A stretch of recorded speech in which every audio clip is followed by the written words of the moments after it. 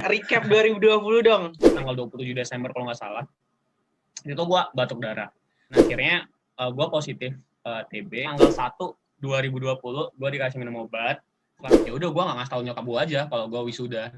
Jadi kayak ya udah gue wisuda sendiri. Then how about COVID? Ya Kap? Ada satu masa di mana gue sampai pengen mukul perawatnya saking gue kesalnya. Kayak sakit banget sampai gue ngerasa pengen tumbang gitu lah. Akhirnya sangat bersyukur banget gue di Januari itu kena TB sih. COVID nggak ada apa-apanya. What do you want to say to 2020? Thank you so much for the learning.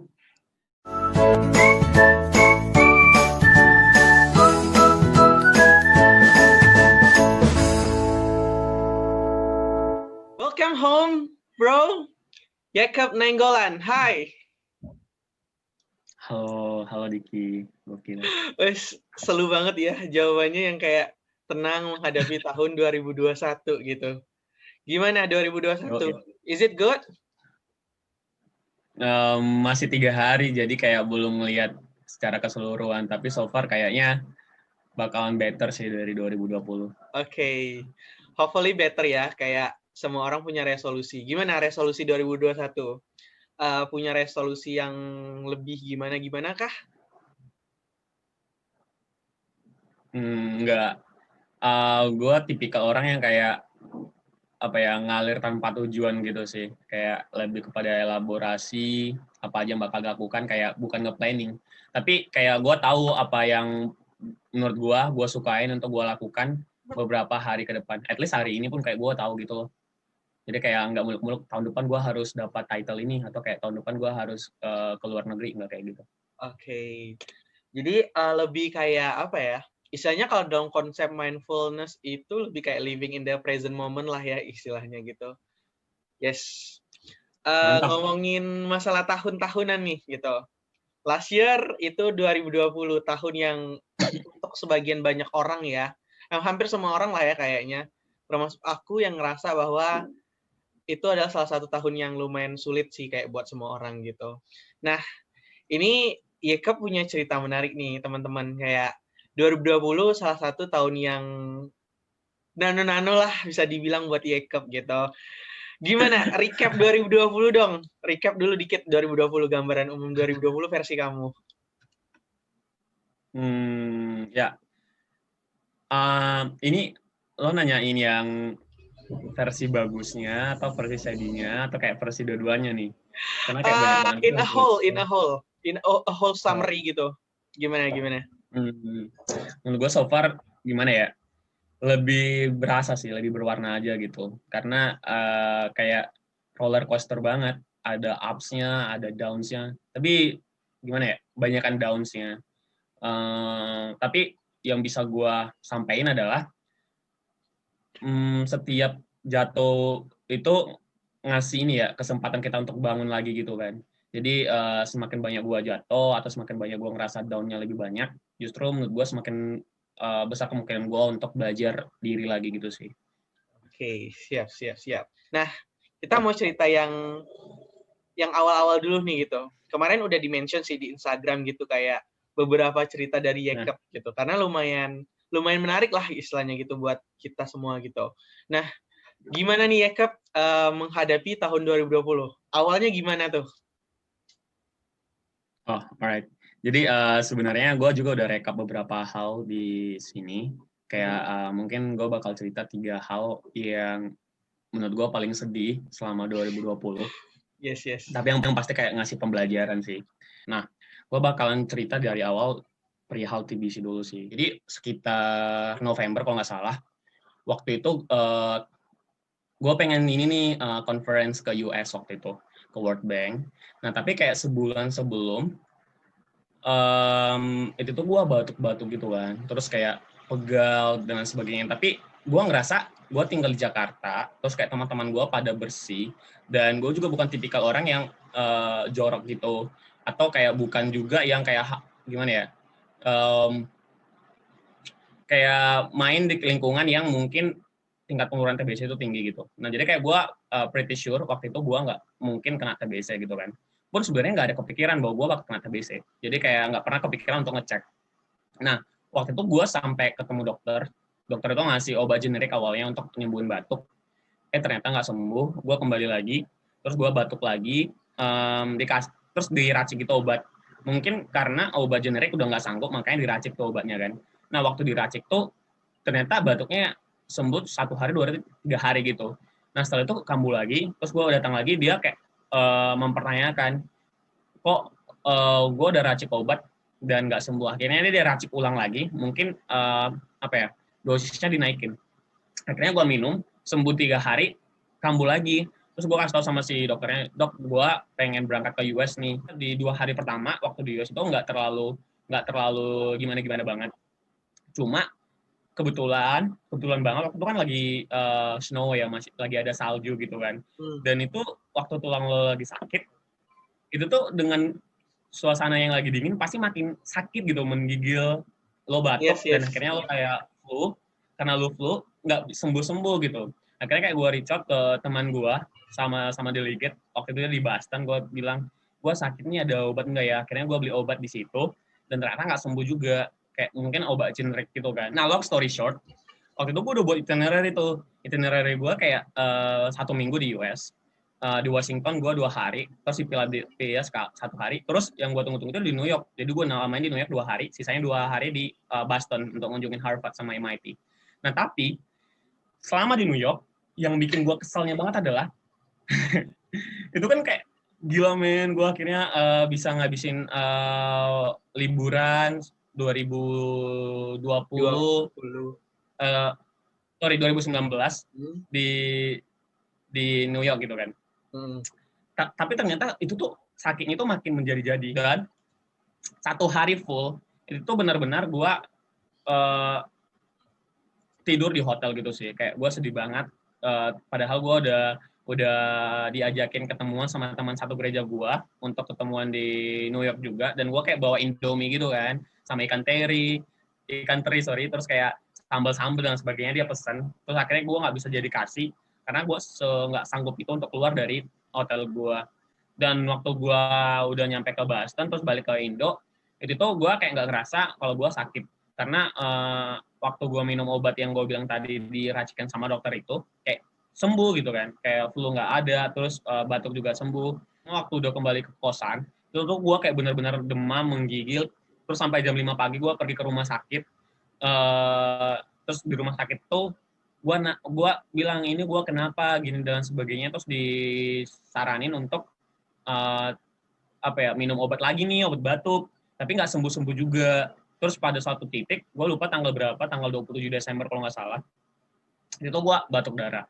Terus kayak, what the hell? Gue kayak, gue batuk darah, anjir gitu kan. Terus kayak, akhirnya gue kontak nyokap gue. Terus satu lagi, gue tuh bukan tipikal orang yang sakit langsung ngasih tahu keluarga gitu. Bahkan kayak gue COVID pun, nyokap gue sama sekali nggak tahu awalnya. Terus gue akhirnya kasih tau nyokap, terus gue ronsen, cek darah, terus cek HIV. Akhirnya gue positif TB, dan tepat di tanggal, itu kan gue tanggal 30 atau tanggal 31 ke dokter, terus tanggal 1 itu gue mulai dikasih minum obat tuh. Benar-benar tanggal 1 2020 gue dikasih minum obat.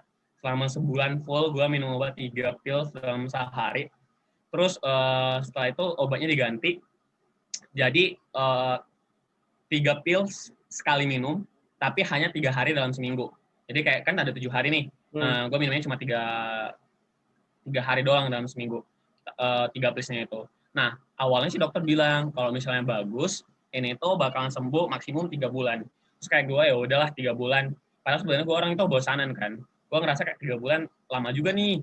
Akhirnya, terus dia bilang kalau misalnya ini putus, sekali minum aja pun harus ngulang 3 bulan lagi. Jadi gue bener-bener ngejagain biar gue nggak putus nih minum obatnya. Ternyata memang tingkat batuknya itu berkurang banget. Kayak hampir gue nggak pernah batuk di bulan ketiga gitu kan. Tapi di bulan keempat, di bulan kedua nggak pernah batuk, di bulan ketiga itu muncul lagi nih batuk-batuknya. Dan akhirnya gue disaranin untuk minum lagi obatnya. Dan akhirnya gue kayak benar-benar berhenti itu di Agustus. Jadi kayak Januari tanggal 1 sampai Agustus benar-benar minum obat. Terus yang bikin gue capeknya adalah kayak gue ngerasa overwhelming banget, kayak exhausting literally, karena waktu udah nyampe ke Indo itu gue masih banyak kerjaan yang harus gue tuntaskan, dan kerjaan gue itu selalu involve orang-orang. Contohnya kayak pengerjaan tesis gue itu business plan. Jadi business plan itu terdiri dari 3 orang dan harus berunding, dan pasti susah banget dong ngerjain skripsi yang 3 orang tapi lewat video call gitu. Sementara gue TB gitu, menular. Kalau misalnya air liur gue atau muncrat makan bareng ketemu gitu tuh bisa kena orangnya. Kamu kan tahu gitu kayak lumayan apa ya? Kalau orang sakit itu lumayan apa ya? Overthinkingnya kalau aku ya, overthinkingnya lumayan ningkat gitu loh kadang. Apalagi kayak ngelihat data-data orang meninggal gitu, kayak data-data yang gitu-gitulah intinya gitu. Nah, kamu pernah nggak sih di fase-fase gitu kayak overthinking malam-malam misalnya? Pernah banget. Terus kayak itu waktu setelah gue batuk darah gitu kan. Terus kayak gue baca-baca berita banyak banget yang meninggal karena TB. Terus faktanya kayak setahun atau kayaknya kurang lebih setahun sebelum gue kena tuh, gue pernah cerita ke nyokap gue kalau ada adik kelas gue di kampus itu tuh meninggal karena TB. Tapi masalahnya dia baru tahu ketika dia udah hampir, maksudnya udah lama banget nih dia kena, baru dia tes ternyata TB terus meninggal gitu. Terus gue kasih tau ke nyokap gue, 1 tahun yang lalu, terus nyokap gue ingat, gue tuh sebenarnya kalau masalah kesehatan sedikit careless gitu loh, kayak nggak terlalu peduli. Cuma waktu nyokap gue nelpon, uh, halo nak, jangan takut ya, Tuhan beserta, terus kayak TBC itu bisa sembuh. Terus gue dalam hati gue, hah, emang TBC nggak bisa sembuh gitu kan? Harusnya gue nggak kenapa malah jadi kayak overthinking juga. Terus dia cerita lagi nih, iya mama kepikiran kan kemarin kamu pernah cerita kalau teman kamu ada yang meninggal gara-gara TB. Terus gue ingat lagi tuh emailnya dari kampus kan, oh iya anjir ternyata TBC bisa buat orang meninggal. Nah mulai dari situ teh gue kayak, ya Tuhan, gue masih banyak salah, gue masih banyak dosa, maksudnya gue percaya surga gitu kan, tapi kalau gue meninggal sekarang jangan dong, ntar gue gak masuk surga gitu-gitu deh. Makanya kayak sedih banget. Kadang kalau malam malam gitu gue menggigil lagi, kayak gue suka cerita ke teman gue yang ngerjain seperti gitu. Dia juga pernah TB waktu kecil, terus dia bilang kayak bisa sembuh kok bre, gitu-gitulah. Kayak untuk ngebuat gue nggak down banget gitu sih selama masa recovery. Lumayan panjang ya berarti kayak perjalanan dari tepat 1 Januari minum pil, terus akhirnya 8 bulan recovery, dan gimana ya, aku yang sakit seminggu aja itu udah ngerasa aduh parah sih, kayak overthinking dan gimana gitu, apalagi yang 8 bulan gitu. Nah, lanjut nih gitu. Terus akhirnya setelah recovery itu kamu lulus tahun berapa? Bulan berapa? Yang cerita Gue kelulusan itu. lulus dari US-nya itu kan harusnya offline ya, cuma gara-gara pandemi ditiadain, gue lulusnya di tanggal 15 Mei, bulan 5. Oke, 15 Mei gitu. Nah, itu gimana kalau cerita kelulusan gitu? Nah, jadi kayak gimana ya, gue tuh pun agak aneh gitu sih orangnya. Jadi waktu sejak gue sekolah tuh, paling kayak sekolah yang gue bener-bener cariin sama nyokap gue tuh SD doang. SMP-nya kayak bener-bener gue yang decide gue harus sekolah kemana. SMA, gue literally dari desa gue tuh pergi ke kota, ke Medan. Karena kan nyokap gue ada usaha gitu kayak pertanian kelapa sawit gitu kan, jadi harus stay di sana gitulah. Terus gue minimal kalau mau ngambil pendidikan yang bagus rata-rata ya di urban gitu kan. Nah gue sendiri tuh masih bocah banget, terus kayak gue nyari sekolah sendiri, sekolah yang belum ada, terus kayak gue dikasih uang pendaftaran, nyari sekolah sendiri. Terus sampai gue lulus pun nyokap gue nggak tahu gitu loh gue sekolah di mana. Paling kayak datang kalau misalnya nerima yang ijazah, terus kayak nggak tahu juga gue IPS atau IPA gitu-gitu lah pokoknya. Nah waktu kuliah pun kayak gitu, gue kuliah pun nyokap gue nggak tahu gue mau ngambil jurusan apa, sekolah gue apa. Paling kayak nyokap gue tuh selalu datang ketika gue udah lulusan gitu. Nah sebenarnya nyokap gue pernah datang sekali ke kampus gue, tapi itu waktu liburan, kayak dia nggak tahu suasana kampus gitu gimana. Dan gue juga kayak tipikal anak, kan gue sebenarnya nggak bandel banget gitu ya, bukan tipikal cowok yang punya pergaulan yang, gue rasa lu juga gitu sih, pergaulan yang aneh-aneh. Jadi kayak nyokap gue percaya itu sama gue. Nah makanya selama Jakarta gue kayak nggak pernah tanya jangan gini ya, jangan gitu ya gitu. Tapi yang gue sedihin adalah kayak gue udah tahu kan momennya, tanpa gue kasih tahu nyokap gue pun dia pasti hanya bakalan datang di momen gue mau wisuda. kalau misalnya case-nya di SMA, di momen gue ngambil rapot gitu, atau kayak pemberian penghargaan ke siswa terbaik gitu. Nah, tapi waktu gue wisuda, itu tuh kayak nyokap gue kan udah tahu, iya ntar mama udah jahit kebaya nih warna ini gitu. Nanti wisudanya tanggal berapa, bulan berapa gitu. Terus gue bilang, masih tentatif banget, Mak, antara Mei atau mungkin justru semester kedua gitu kan. Terus kayak, oh ya udah nggak apa-apa. Terus waktu gue dapat kabar kalau semuanya online di bulan Mei itu, ya udah gue nggak ngasih tahu nyokap gue aja kalau gue wisuda. Jadi kayak ya udah gue wisuda sendiri, karena kayak nyokap gue itu bukan orang yang literate secara digital juga anyway. Jadi kayak dia nggak bakal tahu pakai Zoom gitu kan. Terus gue kayak takut ntar justru menyusahkan dia gitu. Akhirnya kayak ya udah gue nggak kasih tahu gue wisuda. Lah gue wisuda, gue kirim aja videonya, fotonya. Terus kayak, hah, nggak jadi mama ke Jakarta gitu. Nggak tahu, mah nanti ada satu lagi nih wisuda dari kampus Indo, kayaknya di September, dan pada akhirnya di Oktober kan. Di Oktober pun kayak gitu, dikasih link Zoom, terus kayak kita masuk ke dalam. Terus kayak, oh enggak lah, ya udah. Akhirnya gue setelah wisuda, gue kirim lagi tuh fotonya, mah aku udah wisuda pakai toga gitu. Terus kayak dia, jadi mama nggak jadi datang, ya udahlah, nggak jadi. Sebenarnya kayak gue nggak nunjukin kalau gue sedih gitu sih. Kayak kakak gue kayak nangis gila. Ya mama, aku tahu sedihnya nggak didampingin sama kayak gue. Tapi Kayak gue biasa aja gitu kan. iya, aku kayak pas kamu cerita itu kamu kayak nggak ada sedih-sedihnya gitu loh. Ini gimana ya? Kalau aku udah kalau gitu gimana ya? Baru selesai sakit, terus kayak wisudanya online, terus kita wisudanya sendirian tuh, itu tuh melonya banget gitu loh. Dan kamu kayak, iya ya ya udah mah, nggak jadi gitu. It's a funny Ya thing. mungkin karena nggak tahu ya, gimana ya, gue bukan nggak tahu sih, mungkin ada orang juga yang kayak gue kali ya, yang ngerasa itu nggak terlalu penting banget, kayak momennya bisa diambil kapan aja menurut gue, walaupun bukan wisudanya, tapi kayak momen lo harus ketemu nyokap lo, ngobrol, ketawa dan lain sebagainya, dan nggak harus di tempat wisuda gitu. Itu sih menurut gue. Terus setelah itu bulan 5 ya, bulan 9. Then, how about COVID? Ya, Kak? Tuh parah banget.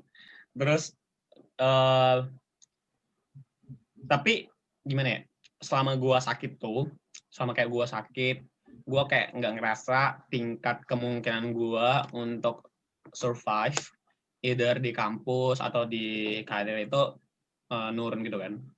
Jadi long story short, waktu gue sakit pun, as long as I know kalau ternyata gue nggak bisa ngeinfeksin orang lagi dengan segitu cepatnya, karena gue gak dapat kerjaan.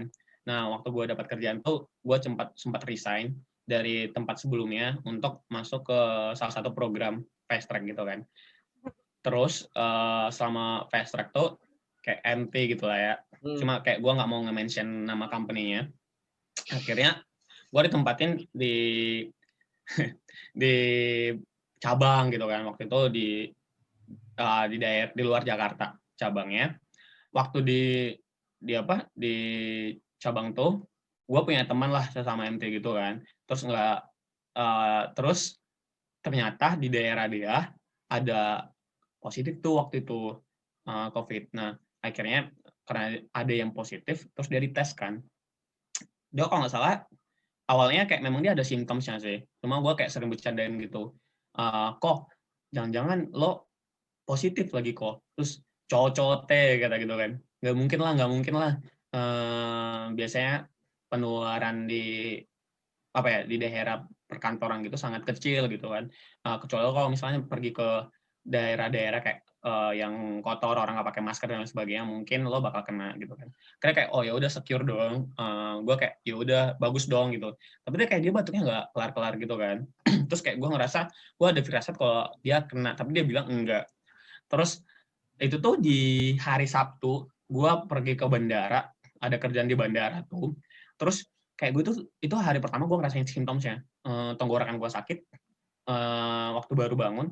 Terus kayak kayaknya kemarin enggak kayak gini deh. Terus kayak ya udah gue ngadain acara di bandara. Terus abis dari bandara itu benar-benar capek banget, biasanya masih sakit lagi nih tenggorokan. Terus karena setelah sakit 2 hari tenggorokan, Seninnya udah nggak sakit lagi, tapi gue batuk gitu kan. Terus mulai flu. Cuma di hari-hari sebelumnya badan gue udah mulai lemas gitu. Sampai gue di kantor itu ada beberapa kali ketiduran karena menurut gue capek banget. Terus di hari Rabu, teman gue sesama MT kayak ngerasa, oh ini nggak benar nih, tes yuk gitu kan. Akhirnya gue tes, hasilnya negatif nih, Rabu, rapid test. Terus tapi kayak orang-orang bilang rapid itu nggak bener, kayak itu tuh kayak bukan untuk tes COVID gitu kan ya. Oh ya udah, cuma karena ini yang paling murah gitu, ini yang paling affordable. Karena kayak kalau nggak ngerasa lo kena, ngapain lo harus bayar gitu kan? Bayar maksudnya bayar swab. Akhirnya karena di daerah teman gue tadi kena, terus dia dites gitu, kalau nggak salah di hari Sabtunya pagi gitu tuh, siangnya hasilnya keluar karena 1 hari. Ternyata hasilnya positif gitu kan, positif. Terus karena hasilnya positif, gue diajak tes dong di hari yang sama juga. Terus di hari yang sama juga gue tes siangnya, terus malamnya keluar. Itu kayak gila, swab itu mahal banget. Kalau nggak salah, company gue bayar 1,8 juta. Terus di jam 9 malam, 9.30, itu gue dapat hasilnya dan gue positif. Di hari yang sama gue dibawa ke rumah sakit rujukan pemerintah untuk COVID. Terus kayak harusnya gue diisolasi di tempat ini kan, di tempat isolasi gitu, bukan di rumah sakit. Gue sempat dirawat di rumah sakit tuh berapa hari ya? Sorry, Sabtu, Minggu, terus Senin, Selasa, Rabu, kayaknya nggak nyampe seminggu, antara 5 hari atau 6 hari. Cuma yang paling gue nggak suka, gimana ya? Bukan nggak suka sih, tetap aja gue bersyukur sama sistemnya. Gue ngerasa kalau rumah sakit itu sebagus itu. Gue nggak tahu, gue perlu nyebut atau nggak nama rumah sakit Jakarta. Cuma kayak gue lucky enough untuk tahu itu rumah sakit memang sebagus itu. Cuma memang di rumah sakit COVID tuh tempat tidurnya terbatas banget. Bahkan kayak mereka ngebuka beberapa ruangan yang sebenarnya kurang layak untuk sebagai ruangan untuk rawat inap, tapi mereka buka, tapi kayak AC ada gitu-gitulah kan. Tapi satu ruangan itu 2 orang. Jadi kayak bayangin kalau lo ngerasa lo masih enggak, gue bersih banget, gue selalu pakai masker, gue selalu pakai hand sanitizer, terus kayak enggak, di tempat gue itu semua orang kayak gitu. Terus lo baru masuk, terus ditempatin satu ruangan sama orang yang positif COVID udah lama banget. Terus dia orang tua lagi gitu. Waktu itu case gue orang tua. Maksudnya gue bukan menyayangkan dia orang tua atau muda gitu kan. Cuma dalam case gue, si bapak tuh memang udah kayak agak, mana ya, kalau misalnya gue kan case-nya gue bisa pergi kemana-mana aja. Terus kalau misalnya gue, misalnya kayak di wastafel tuh, ada bersih-bersihkan, ya udah gue bisa bersihin. Cuma kalau dalam kondisi si bapak, dia agak susah kayak gitu. Terus kayak, waktu itu gue memang agak sedikit jijikan kan orangnya. Jadi waktu gue ada wastafel, terus ada bekas makanan gitu, terus kayak, ya Allah, gue tahu gue COVID, tapi gue pengen banget keluar dari rumah sakit ini gitu kan. Cuma di lain sisi nggak bisa karena gue masih diinfus tangannya, terus kayak gue masih dapat perawatan gitu kan. Terus kalau misalnya gue masuk ke kamar mandi kan satu ya, terus kayak gue ngeliat lah, aduh susah dijelaskan. Cuma sebenarnya nggak jorok-jorok banget, tapi yes. Cuma kayak lo ngerasa itu kan part of COVID gitu kan. Terus kayak lo ngerasa awalnya lo nggak COVID gitu kan. Jadi kayak mau nggak mau lo tinggal dalam satu ruangan itu, terus lo berusaha bahwa itu adalah sebuah kebiasaan baru, bahwa tinggal sama orang satu COVID itu untuk buat lo sembuh bareng-bareng gitu. Yang bisa gue apresiasi lagi adalah kayak makanan mereka banyak banget. Terus kayak mereka selalu nanya, Mas mau makan apa nih hari ini gitu kan. Apa makanan yang nggak suka. Misalnya kalau gue dalam case gue nggak suka bubur. Terus gue bilang gue nggak suka bubur. Terus gue juga nggak suka nasi goreng. Terus kayak mereka nggak bakal ngasih. Padahal sebenarnya pagi-pagi itu cuma itu doang tuh menunya. Terus kayak mereka ngasih ayam gitu-gitu kan sama nasi putih. Terus dikasih susu dan sebagainya. Terus gue nanya nih, kan dalam case gue dapat asuransi ya. Jadi kayak asuransi gue yang ngebiayain gue. Tapi si kakek itu atau si bapak itu ternyata pakai BPJS doang. Terus gue nanya, ada biaya yang lain nggak, Pak? Enggak, benar-benar kayak pemerintah nanggung. Terus kayak, serius Pak, Bapak kerjanya apa, emang nggak ada asuransi? Aku ada usaha sendiri untuk buat kayak pamphlet gitu kan, kata dia. Cuma udah bisa ditinggal sih sebenarnya. Cuma kalau di sini aku pakai BPJS. Gue kayak gila sih pemerintah sekarang se-oke itu sih.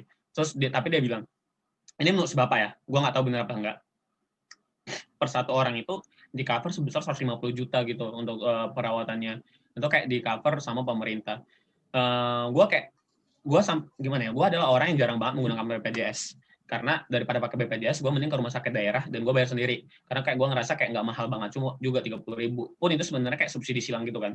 Cuma dengan tahu kalau gue ternyata perawatannya se-oke itu di zaman sekarang, gue nggak tahu ya zaman yang kemarin ya. Karena gue belum sering bayar diri sendiri gitu. Kan dulu pakai orang tua kan. Terus kayak setelah gue tahu kalau sebagus itu, gue kayak nggak pernah merasa bersalah membayar BPJS walaupun nggak menggunakannya. Kayak gue apresiasi banget sih. Nah, long story short, terus kayak company gue tuh juga menyediakan tempat isolasi mandiri. Akhirnya kayak gue di isolasi mandiri selama, jadi total gue ada 3 mingguan lebih sih isolasi, nggak di kosan gitu kan. Terus kayak gue swab, kayak 1 minggu itu gue ada 2 kali swab. Terus kalau lu tahu orang bilang swab itu sakit, emang sakit.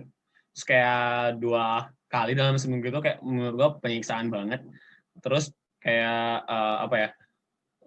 Ada satu masa di mana gue sampai pengen apa ya mukul perawatnya saking gue kesalnya waktu di tempat isolasi itu. Jadi gue ngerasa kalau daya tubuh gue udah rendah banget, terus kayak setiap kali tawarkan mau vitamin nggak, mau, tapi disuntik. Oh iya udah nggak apa-apa. Akhirnya kayak tangan gue disuntik gitu kan. Kayak penyuntikan pertama itu oke banget. Terus kayak follow up penyuntikannya lagi di hari Jumat gitu kan. Karena Selasa sama Jumat doang nih gue ketemu sama dokter. Nah, gue lagi duduk di tempat tidur, posisinya diri, terus si susternya datang, terus kita suntik ya Pak, iya, terus kayak disuntik gitu kan. Tapi tangan gue itu dibiarin terbang gini, gimana ya, jatuh gini lah. Kan kalau kayak gitu akhirnya tegang kan tangannya, tegang kayak gini, terus kayak waktu gimana ya, waktu disuntik tuh akhirnya waktu tangan lo tegang dan sakit, itu tuh nggak bisa masuk dan gimana ya, jadi kayak sakit banget sampai gue ngerasa pengen pengen tumbang gitu lah. Akhirnya gue bilang Pak tolong dicabut, ini kayak nggak nyaman banget. Gue mau minum, gue pusing banget kepala gue, Bapak keluar aja gitu. Terus akhirnya kayak gue telepon rumah sakitnya, gue bilang gue nggak mau ketemu sama suster itu lagi, dan kalaupun gue disuntik lagi pun gue nggak mau si suster itu gitu. 3 minggu setelahnya gue negatif, terus kayak gue dicek lab karena katanya ya kadang pun swab itu nggak se-oke itu untuk nentuin lo COVID apa enggak. Jadi kayak dibutuhkan validasi melalui lab. Nah, waktu di lab tuh darah gue diambil, terus dites ternyata benar negatif. Terus beberapa hari setelahnya, kayak seminggu, gue tes lagi nih, negatif lagi. Akhirnya kayak gue dikasih sertifikat kalau gue udah positif, nggak bisa nularin lagi. Terus ya udah deh, gue udah bisa nyari tempat yang lebih layak buat gue untuk isolasi mandiri gitu. Nah, satu lagi nih, yang mungkin yang bisa gue bagikan adalah selama gue COVID tuh nggak ada obat COVID-nya. Nah, jadi waktu itu kan gue masih wonder nih, gimana caranya orang yang COVID sembuh, tapi nggak ada apa ya, belum ada apa sih yang diinjek itu, yang lagi kita tungguin sekarang, vaksin. Belum ada vaksin, tapi kenapa bisa sembuh gitu kan? Ternyata again si COVID tuh menyerang kekebalan tubuh gitu. Itu kalau misalnya lo capek banget, terus lo kena sama orang, lo bisa kena. Atau gue ke rumah sakit itu yang dikasih itu kayak obat generik banget, kayak obat batuk biasa, terus obat hemaviton yang tablet gitu-gitu kan. Terus satu ada obat virus tapi bukan corona, kayak orang tuh nganggap itu obat virus gitu, dan itu gue cuma minum 1 papan doang, which is enggaknya cuma seminggu doang. Terus sisanya obat-obat biasa doang. Terus mereka bilang banyak istirahat doang, dan akhirnya kayak cuma dengan lo istirahat, gue yakin sih sebenarnya yang signifikan itu adalah ketika lo istirahat sih. Dan akhirnya kayak setelah itu gue istirahat 3 minggu, gue cure, kayak gue sembuh. Nah makanya gue bilang, gue juga punya firasat ada aja orang yang ternyata positif nih ya, dia batuk-batuk, dia capek, tapi karena dia cuma istirahat doang, bisa aja sih sembuh dalam case gue. Oke, panjang ya ceritanya. Nah, dari cerita-cerita kamu nih gitu, apa sih yang kamu tangkap dari cerita-cerita ini gitu? Apakah ada yang mengubah kamu gitu, pandangan kamu terhadap cerita-cerita ini?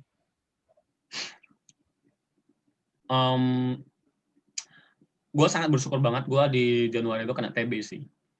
Karena kayak kalau gue bisa compare antara TB sama COVID tuh, COVID nggak ada apa-apanya.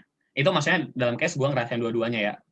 Karena waktu gue TB tuh, gila itu kayak tulang-tulang mulai dari ujung kaki sampai badan, kaki, dan segala macam itu benar-benar kayak mau diremukin kayak gitu. Maksudnya lo tahu kan, orang-orang yang COVID bahkan bilang sakit banget, dada gue sakit banget, ini gue sakit banget. TB itu lebih sakit dari itu gitu. Nah, waktu gue udah kena TB, terus kayak gue ngerasain COVID, gue kayak bersyukur banget sih kayak nggak sakit kok gitu, kayak nggak terlalu parah kok. Maksudnya kayak gue udah pernah ngalamin yang lebih parah dari sini gitu sih. Jadi kayak mungkin kalau misalnya gue nggak pernah TB nih ya, gue mungkin bisa nggak sanggup itu ngejalanin hari-hari gue, karena kayak COVID man, orang udah banyak meninggal, terus kayak lo nggak boleh keluar kemana-mana gitu kan, orang belum ada vaksinnya. The last one nih, apa yang pengen kamu sampaikan sama teman-teman di sini?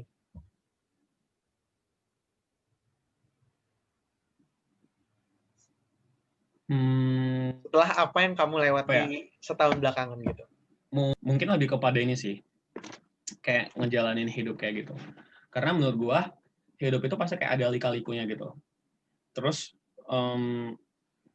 tapi yang paling penting itu know the purpose gitu loh. Kayak dalam menjalani hidup itu. Jangan kan hidup deh. Sesimpel kayak lo tahu kalau lo sebenarnya setelah kuliah lo pengen dapat kerja gitu kan. Intinya adalah pengen dapat kerja. Dan in order untuk dapat kerja itu kayak lo harus maintain beberapa hal. Termasuk lo harus nge-maintain GPA lo atau kayak pendidikan lo, atau lo nge-maintain lo harus ikut kegiatan yang lain kayak gitu. Dan lo tahu tuh, lo in order to achieve ini, lo harus dapatin ini gitu kan. Kayak fokusnya itu untuk nge-maintain itu gitu loh, kayak on track on that. Kalau dalam case gue tahu nih kalau gue pengen sembuh dan recover misalnya kayak gitu. Dan in order for that, gue harus benar-benar nggak kerja atau kayak nggak harus keluar dari tempat gue gitu kan. Ya udah, mau nggak mau gue brave enough atau kayak bold enough untuk keluar dari kerjaan gue kayak gitu. Ya, waduh, panjang cerita ya. Oke, ini terakhir banget lah. What do you want to say to 2020? 2020 atau 2021? 2020. Kayaknya gue pengen bilang thank you so much for the learning. Thank you so much for those who come and go, yang udah ngasih pembelajaran kayak pertemanan, terus kayak kisah hidup men, kayaknya 60 tahun, dalam usia gue 60 tahun gue bakal ingat kalau di tahun gue yang ke-22 gue pernah ngalamin itu semua gitu. Gue pengen ceritain itu ke anak-anak gue, ke orang-orang yang gue temuin, kalau hidup itu ya kayak gitu. Mungkin kalau misalnya gue biasa-biasa aja di 2020, ya nggak banyak bisa diceritain. Maksudnya kayak, iya gue pernah gue pernah ikut conference nih, iya gue pernah ikutan YLI nih gitu kan. Tapi kalau misalnya gue ceritain, gue dalam kondisi COVID waktu itu gue ikut acara YLI gitu kan. Gue bisa ceritain, gue nggak ngasih tahu orang YLI kalau gue mungkin tuh bakal lebih terlihat keren aja sih nanti kalau gue cerita ke keluarga gue. Yes. Okay, thank you so much. You inspire me a lot gitu. Terima kasih banyak udah mampir ke sini bagi cerita gitu. One thing yang aku dapat dari kamu adalah gimana ya istilahnya? Jangan kasih tahu siapa-siapa gitu. Bukan kalau sih. Kalau sakit jangan kasih tahu siapa. Lebih ke apa ya? Lebih ke strongnya sih gitu. Kayak kamu banyak ngajarin hal-hal yang aku belum tentu bisa gitu istilahnya. Kayak masalah nggak ngasih tahu siapa-siapa itu adalah hal yang menurut aku sulit banget gitu. Karena aku orangnya yang harus cerita sama orang lain gitu. Mungkin kayak sampai 8 bulan kayak diemin gitu. Apalagi aku lihat kayak semenjak aku follow kamu kemarin, kamu tuh yang bener-bener kayak lumayan blank Instagramnya gitu kan. Jadi kayak no story dan juga kayak nggak pernah curhat di sana dan it's a good man gitu. Kamu keren banget lah istilahnya gitu. Thank you so much.